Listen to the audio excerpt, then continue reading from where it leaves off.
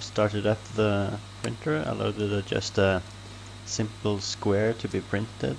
It's heating up. Oh, I'm really excited. How is this gonna go? The first test print? Will everything break apart, or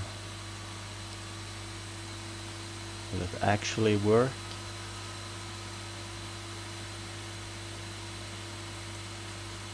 Oh, the suspense is killing me. Come on.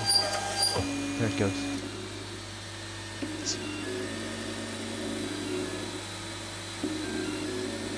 Okay, it's moving okay, but it doesn't seem to be printing.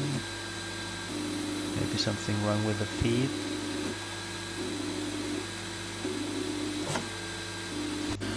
So let's try again.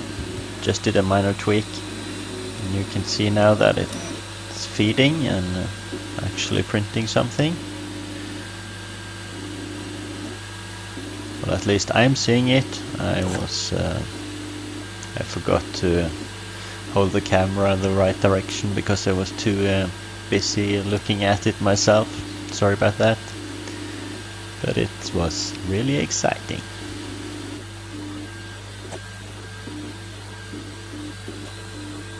I'm really pleased that it's actually printing, that something's happening.